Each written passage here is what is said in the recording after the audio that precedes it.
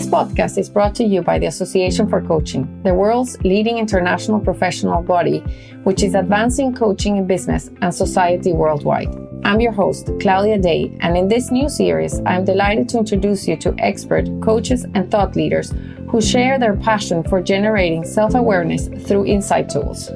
Our aim is to inspire and explore with you some of the most impactful tools available to us coaches and leaders.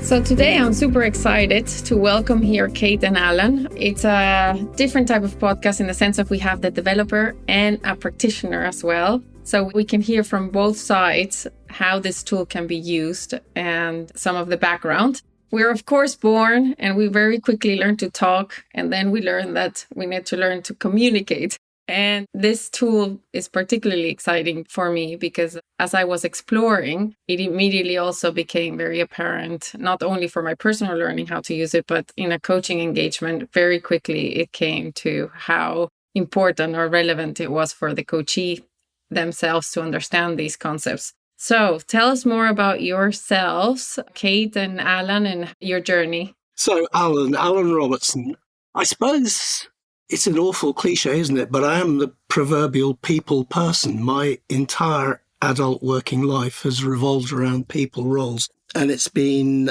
individual and organizational development really from the beginning. So if I sketch it very quickly, my early career was in industrial relations back in the 1970s when industrial relations was very interesting. Progressed through that into personnel director role, out of that into organization development, out of that into management consultancy, and that with all its facets of facilitation and advisory work. Then I found myself as a visiting teaching fellow at a couple of universities as one of the strands of my portfolio.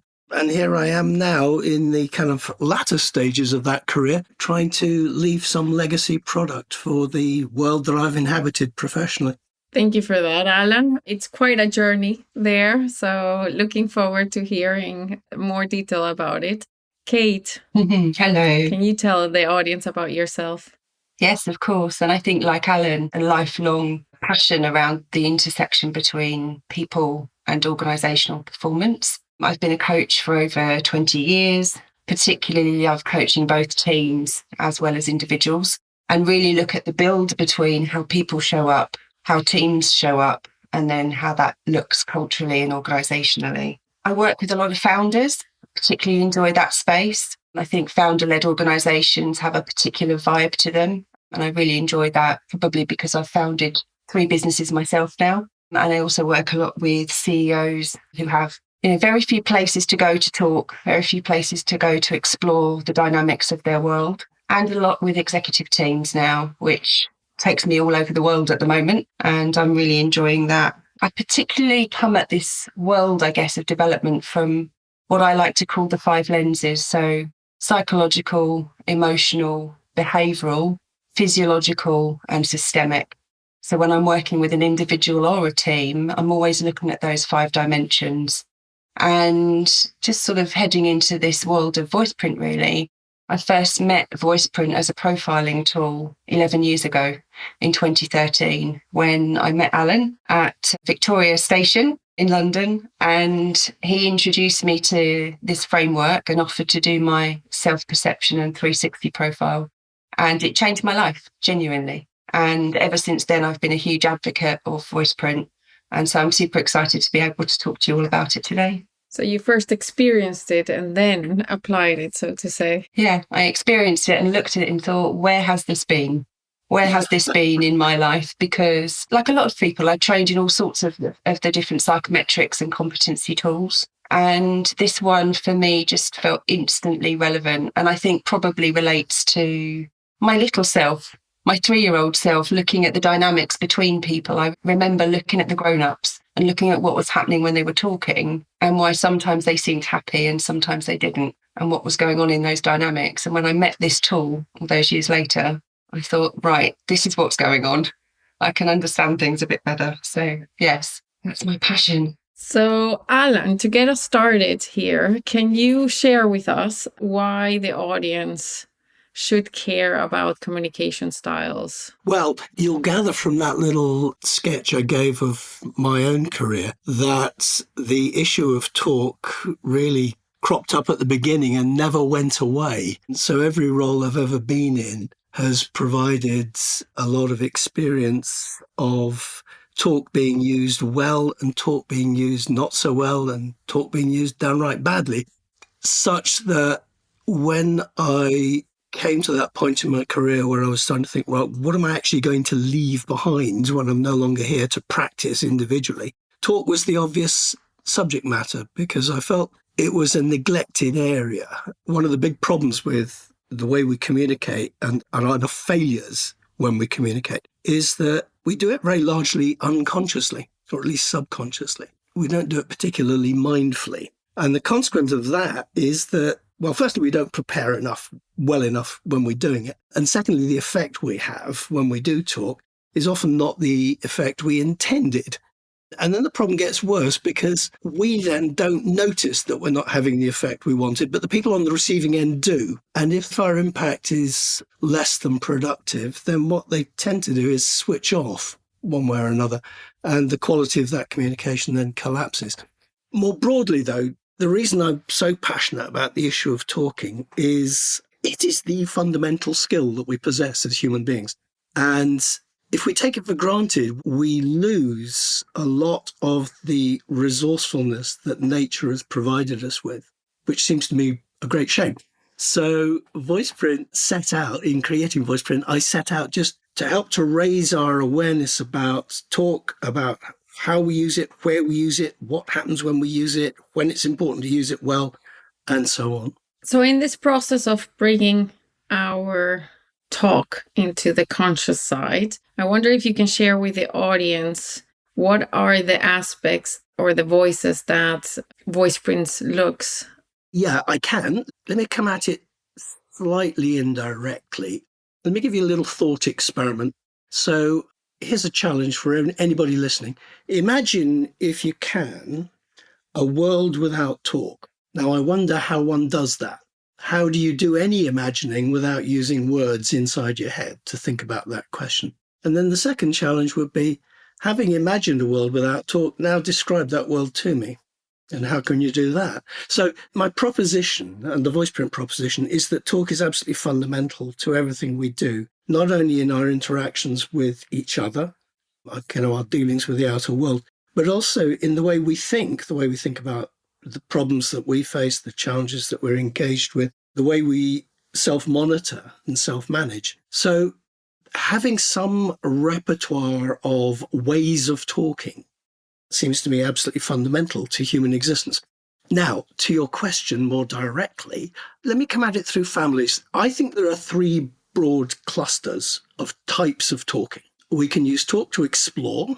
We can use talk to position things. We can use talk to control or steer what's going on. And the VoicePrint model really revolves around three clusters of each of three voices, which take each of those big ideas and finesse it somewhat. Those are the basic activities that we're engaged in all the time, whether we like it or not. And if we're not mindful about how we're doing that, we're often not doing it as well as we could. Can I leave it at that high level in the first instance?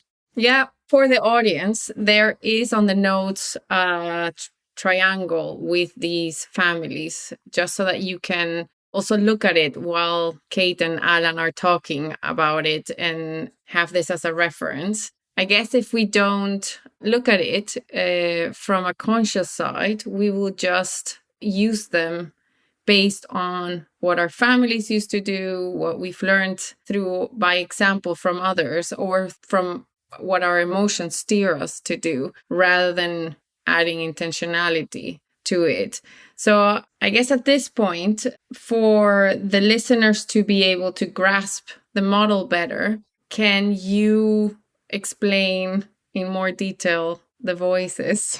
Yes, I can. Let's do that. Kate, you can jump in and help me with this, because I know you have really good ways of grounding the descriptions. If you imagine the model is triangular, that's the key starting point. And just a quick word, The reason it's triangular is the intellectual foundation for this comes out of a thing called triarchic theory. And without getting into a tangent that's very detailed, triarchic theory proposes that the world revolves around three major forces which are always present. And that's the need for control, the need for cooperation, and the need for distinction.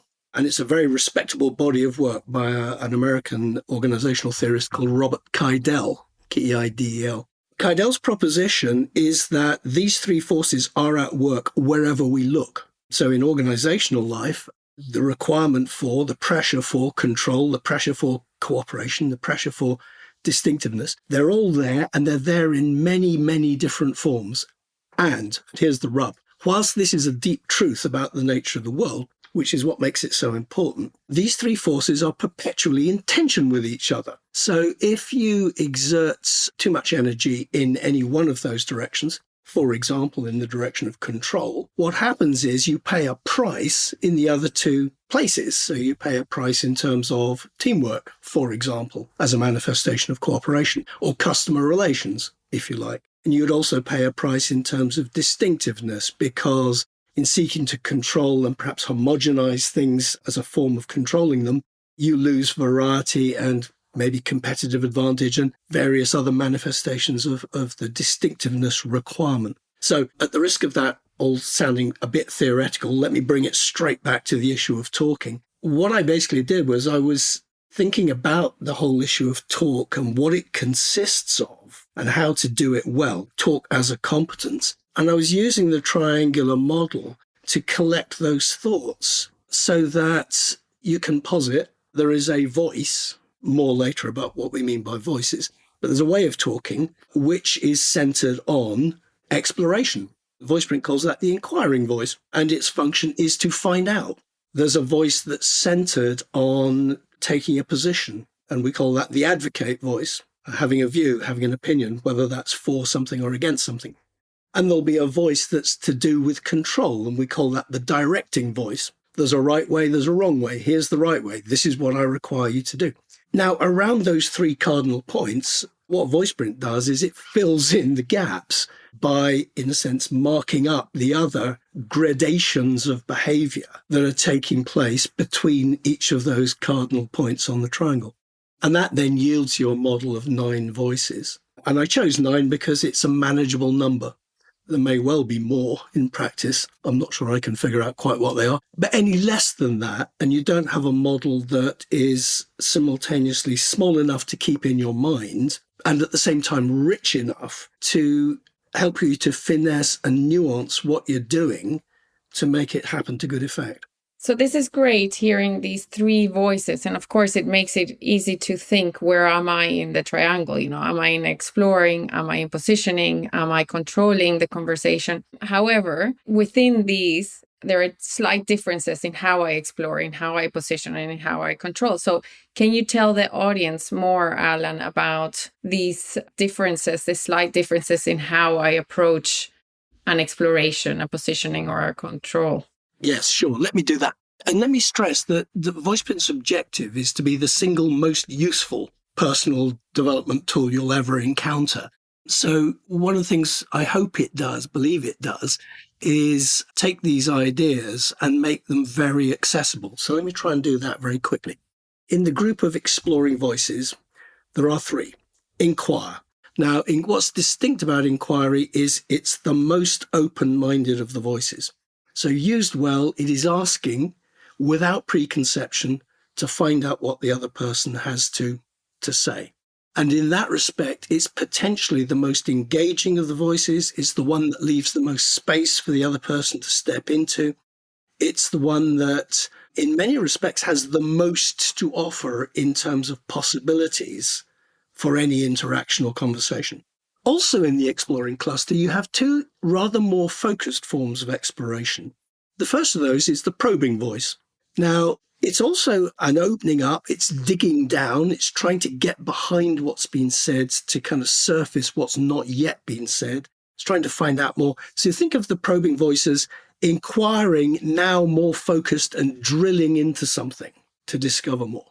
The Third voice in the Explore cluster is the diagnosing voice. And rather than drilling down, what this is doing is it's starting to piece things together.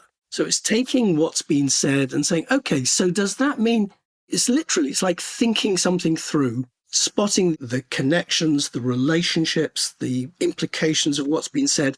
And from that, figuring out further questions that still need to be asked. So each of the three exploring voices has a character of its own. They're relatives, they're like cousins to one another, but between them, the three do give us a formidable array of ways of exploring things. But by the same token, if we're using inquire in the very open way and without preconception, at a time when actually we've got what we need as raw material to work with, and we need to be more focused or we need to be more connecting, then we're not moving on. We're not taking the product of the inquiry and using it in a useful way. And hence the purpose of the other two families. So if I go into the positioning voices, the center of gravity there is advocate. I have a view. My view is. I have a feeling. My feeling is. I think. The I word is writ large in the advocate voice. By contrast, its two constellations are the advise voice and the articulate voice. Let me deal with advise first. The advise voice is softer. It's less purely my view is, I think. It's turned into a voice which offers. It's a suggestion. If I were you, or my advice would be, or my recommendation here. It's not so much standing up and fighting for one's position or pushing or holding for a position as trying to influence events in a softer way that recognizes that the other person has to decide whether to accept the advice or not. And the articulate voice is different again because whilst it's positioning, it's really the voice of exposition. It's setting out where we are. It's offering a view in a more neutral way. So the situation we have here this morning is that the three of us are sitting here having a conversation. Now, that's not my opinion. That's just a matter of observation. And the neutrality of the articulate voice can often be a very helpful way of explaining or clarifying a situation in order to create a basis for new or fresh understanding. So again, three voices in the cluster, they all serve to position, but they do it in subtly different ways. In the third cluster, we've got the controlling voices. As I say, the center of gravity there is the direct voice, which think of as a directive voice. It's a telling voice. Here's what's expected. Here's what's not expected. Here's what's not acceptable. Here's what is. So that can be the voice of standards, of procedures, of laws, rules, requirements. Around that, the two constellation voices are firstly the challenge voice. Now, that's an interruptive voice, which interrupts with the intention of improving what is currently happening. So it's like a refocusing voice. So it could be, oh, hang on a minute, we've not done this yet. I think we need to. So it's a way of, as it were, refocusing and changing gear in the conversation in order to that the conversation should work to good effect. Or not just the conversation, the interaction, the proceedings. And then the final voice is the evaluate voice. And this is a voice that weighs things up. It assesses things. It's more complete. It's more thorough than challenge, which tends to be sort of short, sharp, and interruptive. Evaluative is more deliberative. It's not purely descriptive. We're now weighing things up with a view to coming to a decision about them. So those are the 9 ingredients. Now, the key point to make here is we've all got them. And VoicePrint's proposition is these are aspects of our resourcefulness as human beings that we all possess. So it's not, are you a green, are you a yellow, what particular set of initials designate your type. This is saying, no, look, we all possess these capabilities. Now, the issue that's important is, do we have ready access to these things when we need them? Or are we in some way inhibited about using some of these capabilities? And do we use them with skill? So do we recognize when they're required? Can we get at them? And when we use them, do we use them well? And VoicePrint's designed to raise our awareness about those issues. And this is probably the right point to start talking about real examples of using it in practice, I suspect. Yeah, this brings it to life, and it's very easy to grasp all the voices and think how we can communicate differently. There is, of course, then how we listen to them and how we can take them the wrong way and all of that. But we'll get into that as we go. Kate, do you want to share with us a bit about your experience and bringing it to life? Yes, absolutely. So where shall I start? I'm going to pick up on the thread that Alan used around the 3 points of the triangle and this kind of idea of this cardinal triangle. When I'm first introducing people to the 9 voice modes, modes of talk, I often refer to the metaphor of golf. Now, I'm not a person who plays golf, but I think you can broadly understand the idea that when we first set foot on a golf course and we might learn our game of golf, we understand that we need 3 particular clubs with us. So the driver, the big one that hits the ball a long way down the greenway. And for me, that's like the direct voice that Alan was describing, kind of calling to attention, a standard or a boundary, a directive, telling type voice. We also know that we probably need an iron to play all of the mid-game. And I often think of that like the advocate voice. So the voice sort of sets out the position and plays in the mid-terrain. And the putter, what does that do? Well, that also has a role. It's much gentler, completing the game. And, for me, that often actually refers to an articulate voice, which can be much softer in the conversation. But as you learn to play golf, you learn to collect all of the different golf clubs that you need to play a game, what I would call dexterously, so flexibly. You can go onto any golf course of any size, under any weather conditions, playing against different people, with different wind going on, and you can navigate a game of golf using different types of golf clubs. So golf clubs of different sizes, different weights, different angles, and the golfer learns to select the right golf club for the game, for the terrain, for the moment, for the idea of what does this game need next? What does this next stroke require? And very much for me, that metaphor has worked with VoicePrint because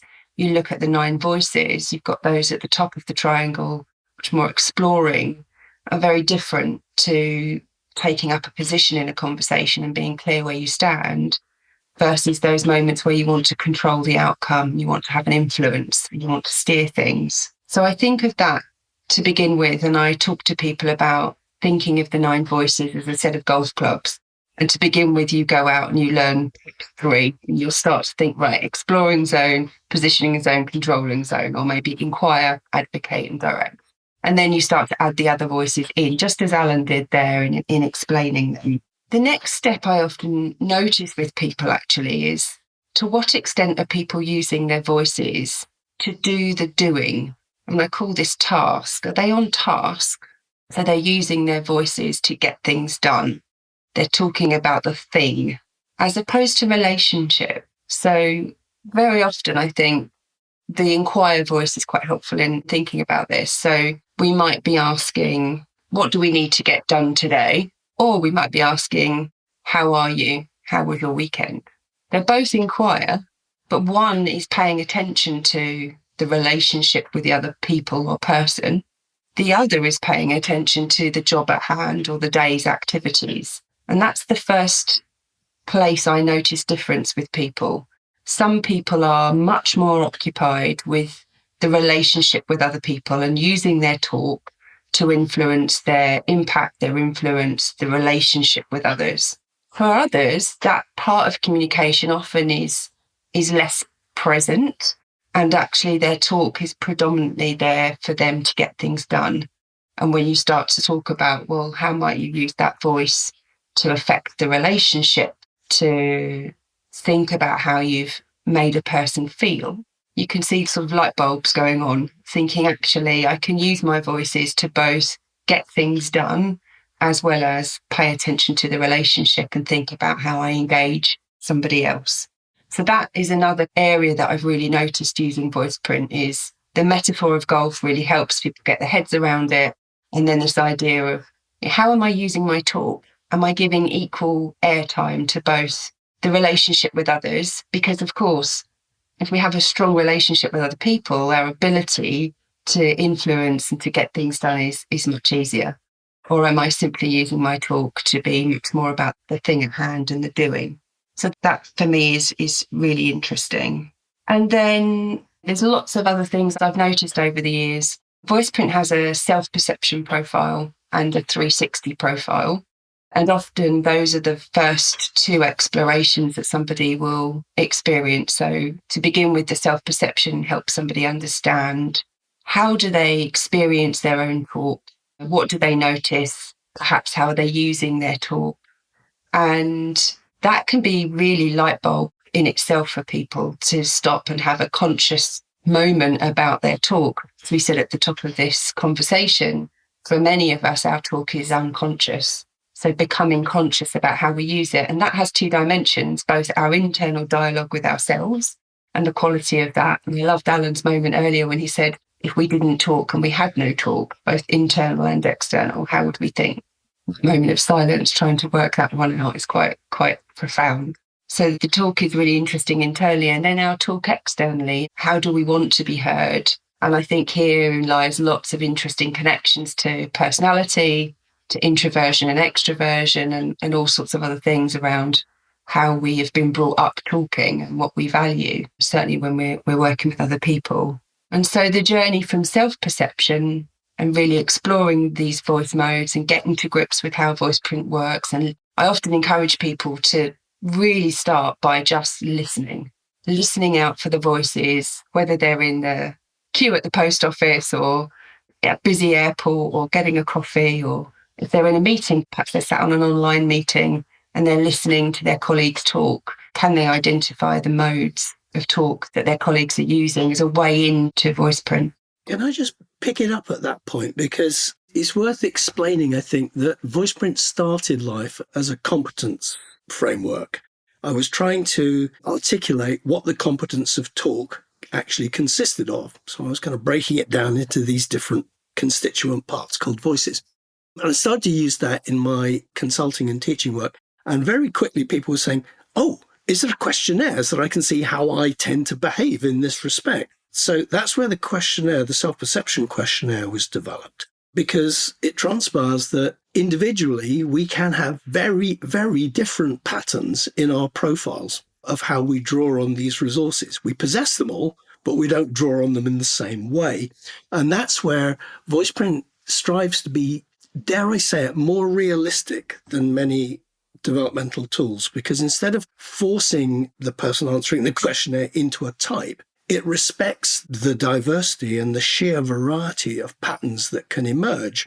And it's that diversity that's so important, because when we talk with one another, we often, without realizing it, speak at cross purposes, because my preference may be to start with articulation, because actually that serves me well to be clear about where we are before we start doing anything else. Somebody else's preference might be, no, I want to start with inquire. I want to find out before I start taking up a position. And somebody else might be, no, hang on a minute, I want to be steering the proceedings from the beginning. So we're all very honestly trying to do good work, but we're going about it in such fundamentally different ways that we speak at cross purposes, we create misunderstandings, we create tensions. Because one of the other things we have is we have a real lack of tolerance for voices that don't resonate with us at a point in time. Now, one of the devices we use in VoicePrint training a lot is we introduce the dysfunctional forms of the 9 voices, because each positive form has a dysfunctional relative. So direct, used badly, and I can say more about what used badly means, but direct used badly comes across as dictating. Advocate used badly comes across as preaching. Advise used badly comes across as patronizing, and so on. Articulate used badly comes across as verbose. I may be guilty of that right now. So the point is, what happens when we encounter that negative form? It comes across to us as negative. Well, we tend, as I mentioned earlier, people tend to switch off. We've done a lot of work on this, and about 80% of the time, people either stop paying attention, their mind wanders, they start checking their text messages, they discount the value of what the other person is saying. It immediately has an unproductive impact on the interaction that's taking place. But in switching off, they don't say, oh, by the way, I'm switching off, you're boring me. They just allow the conversation to go on being unproductive. And this is why raising some awareness and some skill in intervention, Kate used a point earlier, what voice does the conversation need right now, is such a powerful way of staying on point with making our interactions flow in, not necessarily agreeing with each other, but flow in ways that are productive, that take things forward from where they started. And I think just building on that and reconnecting with the self-perception, one of the other things I notice is that when we complete our self-perception questionnaire, we're commenting or noticing our voices, and we are with our voices 24/7. So we experience our use of talk internally in our self-talk, in a dialogue, and in every interaction we're having during a 24-hour period. So whether that is down the post office or at the airport getting a cup of coffee, whether that's with our families, where often communication can sound very differently to it does when we're at work, and in all of the moments at work, whether we're a caregiver and the way in which we're caring for somebody else, our voices are with us and active the entire time. So how we report in our self-perception can often be quite different to a 360, because at the point that 360 starts, and often this is when somebody is in an organisation and either they're on a development programme or they're on a coaching journey and they want to do some work on their communication. Either they want to make it a signature strength, or perhaps they've had some feedback which asks them to improve their communication or be a better influencer or have a better impact. And I find this fascinating because what we're actually asking the people that are completing the 360 profile is to recall somebody, to recall that person in their mind's eye and answer the very same questions that have been asked of the individual who completed the self-perception, and then answer them as part of a 360. So we might have 12 people who've been selected, somebody's line manager perhaps, their boss, some peers, direct reports, and possibly another group within the organisation that they might business partner, for example. And these people are all having a moment of completing the profile and recalling this person. So this is just my hypothesis over the years. When we recall somebody in our mind's eye, Print does actually is it's measuring frequency. So it's measuring how often might I choose to use one of the voice modes over another one. And so if I've got a favourite, I might use that voice mode many more times in a 30-minute conversation than I do another one. And so that's the first thing I think that's noticeable in a 360 is somebody is recalling the person and thinking, what do I notice about their communication in relation to these questions? And they might notice that that person has used that voice mode a lot. And that could be relative to them. It could be relative to the other people they met that day or that week. But in my mind, it's relative. It's a snapshot. And so often what we've got is a difference between the self-perception, so the person that's with their voice 24/7 in a dialogue, in every moment, in all interactions, and then this other lens, which is about a person or a group of people recalling somebody and thinking, what do I notice? What's distinctive? What stands out about this person's communication? And I think that's hugely relative to themselves and their own preferences, and hugely relative to the other people that they've seen perhaps during that day. So the self-perception, you see, helps to clarify intention, make us more mindful, more deliberate in our choice of how we communicate. The 360 shines the light much more clearly on our impact that we're actually having. And one of the things that emerges out of VoicePrint 360s is that the way we are perceived by different stakeholders, or stakeholders in different types of relationship with us, can be very different. That may well be because in practice, we modify which parts of the VoicePrint repertoire we use with our manager, as opposed to with our peers, as opposed to with our team. Now, does that mean that the profile is wrong? No. What it means is the profile is doing what it's designed to do, which is raise the whole issue about thinking about how we talk and about the impact that we have when we do. So we're not fixated on right and wrong in the profile. Profile's merely a means to an end to get us more mindful in real time. Yeah, and that's absolutely what I've seen. There's thousands of profiles I've delivered now. The conversation ends up in the same place each time, which is, what does the relationship with your boss need? You know, what is going on in the dynamic with you and this particular boss, this particular line manager, and what do you want to pay more attention to? how do you go on and show your profile with your boss and have a two-way conversation about what the communication quality is like between you both and what else you want to do to make it even better. Same goes for peers, same goes for direct reports. What's the relationship like here? And what do we particularly want to change, improve, adjust to get a slightly different outcome?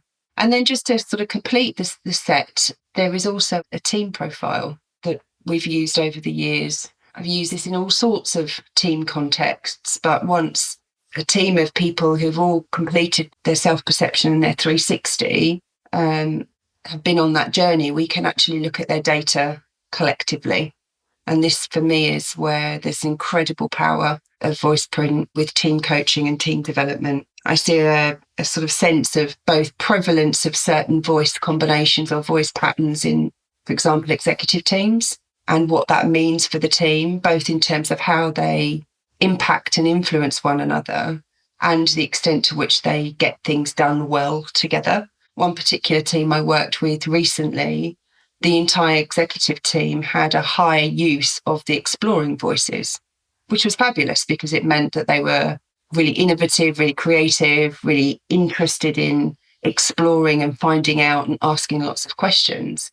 But when it came to the controlling part of the profile at a team level, there were underuse of the direct voice, underuse of the evaluate voice particularly, and higher use of challenge. And so you can imagine a profile like that where we've got lots of questions being asked across quite a large team of people, quite a lot of challenge, which means I'm going to interrupt the conversation and take it off in another direction, but very little evaluate going on where we weigh up the pros and cons together and make some decisions and then direct things. And so lots of the time spent in meetings was to a large extent not as productive as it could be because the team weren't getting to a stage where they were completing the communication and getting it into action. It was lots of exploring. In my analogy, it's like lots of kicking the rugby ball up, but not much for getting the rugby ball, putting it down on the pitch and actually getting those scores on the doors. And that was showing up in the survey results of the organisation more broadly, in the engagement survey results, where people were saying, actually, we could do with more direction and more specifics coming from the executive team. And we're not getting clarity of direction. And actually what we notice is we're getting different messages coming from different members of the executive team. You make this point really nicely there, Kate. In many ways, the key thing about VoicePrint is not just that it yields insights about the way people are currently behaving, but more crucially, it helps to inform the question, right, well, what could I do differently? Because talk is the means by which we get stuff done. So if we want to start achieving different results or remedying failings in our workings, the way in which we go about doing things, then it's going to be the way we conduct our conversations with each other. And that means starting to use our pattern of voices somewhat differently. Absolutely. I read an article from somebody the other day, another team coach, talking about his learnings over the years with team coaching and this idea that there's no I in team, but there are 5 in individual brilliance. And this challenge around when we are on a team, to what extent are we responsible for our own individual brilliance, i.e. we're responsible for making changes, committing to the things we need to do differently in pursuit of being an effective member of that team and in going on a learning journey ourselves to bring things that are more productive at the team level by adjusting our own natural preferences to produce more of a contribution to the team dynamic. A lot in there. So just to summarize a little bit, of course, we have different ways in which it can be used. For ourselves, there is the 360, so using it with a team as well. And you mentioned some powerful questions there of what does the relationship actually need and what can be done differently. For the audience, it really helps the triangle to have it in front of you because Kate went there from between voices, and it does help to have the visual image there. And of course, for yourselves, after I learned the tool, I put the triangle in front of me because then, as you were saying, diagnosing what it is that you do and trying to understand what it is that you do, it does help. Am I probing here? Or am I actually asking with an open mind and really inquiring? and trying to see those differences. And so it helps to really think of the different voices. You mentioned there, of course, that there is having the negative side of it, feeling that you're being interrogated or that someone is overanalyzing something. And that may have a negative emotion on me when I'm listening to that. But you also mentioned that sometimes the voice doesn't resonate. What is the difference between having a negative impact on the receiving end from an emotional side versus not resonating and then disconnecting? I think it's a question of degree, really, Claudia. It'll vary from one individual to another. But a little exercise I often do when we're training is to say, well, looking at the dysfunctional words, given that they can all cause offense, which of these really touches a button for you, a hot button for you? And everybody's got one. And everybody can come up with that answer in a nanosecond, which is really interesting. Absolutely. And when you probe the reasons for it, it's because there's some strong emotional charge. And the root to that may well be somewhere back in their growing up. It may be to do with a parent or a teacher, or we're not interested in the kind of reasons per se. We're interested in the grip that strong emotion might still have when they hear the voice. For other people, it's less dramatic than that, because they'll often say, well, yeah, the one that really winds me up is this. Yeah, X and Y do a bit too.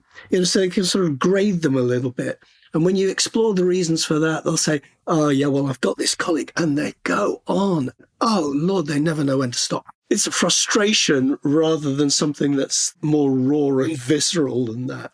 But they're all worth knowing. And I noticed particularly one of three things that tend to happen around this sort of dysfunctional profile, pressure profile, or sometimes I refer to them as the red voices. If you look at the model, they're often coloured red on the diagram. Some people, when one of those hot buttons has been pressed, their profile will shrink. So what I mean by that is they stop talking. They use all of the voices in just less frequency, or they go quiet. And you see that in the results. And actually, I was with a group online last week where the prevalence of the room were a group of people who all had profiles that shrank when they were under stress or pressure. So that was a really interesting conversation about what was causing that and why. For other people, and I count myself into this category, you press the red button. For me, that's patronise. And I know why that is. From being a little girl and feeling like I wanted to have a voice in the world, and I knew my own mind, and I wanted to be able to contribute my own perspective. But they're little girl, get back in your box, be the right age that you are. If it feels like somebody patronises me, it causes that emotional response that Alan described. And I notice I will go to one of my most used voices and it becomes dysfunctional, or it used to. Certainly when I first did my profile back 11 years ago, my challenge voice is one of my higher frequency used voices, or certainly was then, growing up in retail, and challenge was a voice that was very much valued in the organisation I worked in. And when somebody sounded as if they were patronising me, that challenge voice would come out. But of course, I'm using it with emotion. I'm using it with perhaps some frustration or some anger or some fear. And it becomes possible that it's being heard as attack. And that, again, is really interesting to notice then what happens if somebody feels like they're being patronised, and therefore somebody's response is to push the other party back, to say, get out of my space, stop giving me that advice. That's unwarranted. I haven't asked for that. And by giving me that advice, there seems to be an assumption in what you're saying that I haven't thought of that myself. I'm not able to think like that, or I haven't got the experience. Bring to mind, actually, for the listeners, there's some great material by a chap called Michael Bungay-Stanier, who talks about the advice monster, the advice monsters, on this great clip on YouTube, which really makes this point, actually, about this idea that we all love to give advice. And we all have that voice of often wanting to add value or contribute. And yet, without asking some really good inquiring probe questions of the other party, often we wade in there with our advice too quickly. The person who's perhaps navigating something isn't sure what the real problem is or what the real challenge here is yet either.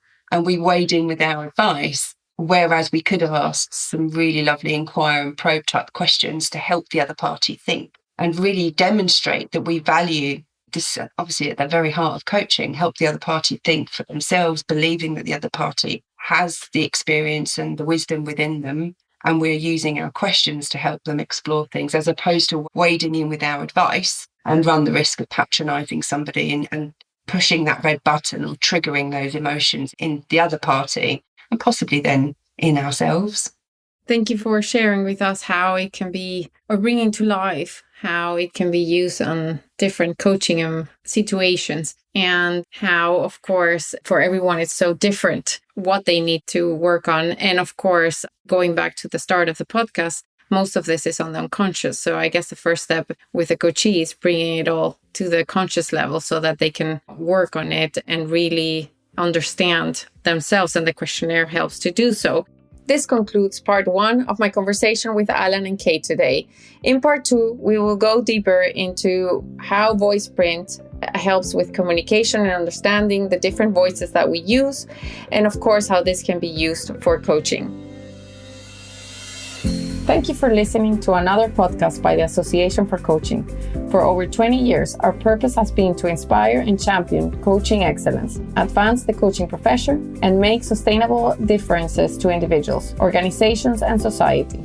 To find out more about the AC and our member benefits, follow us on LinkedIn or visit our website at associationforcoaching.com. Explore our digital learning hub and enjoy our extensive library of on-demand webinars, member benefit interviews, podcasts, and a portfolio of live events featuring thought leadership tools, models, and the latest industry trends to help you develop your coaching experience.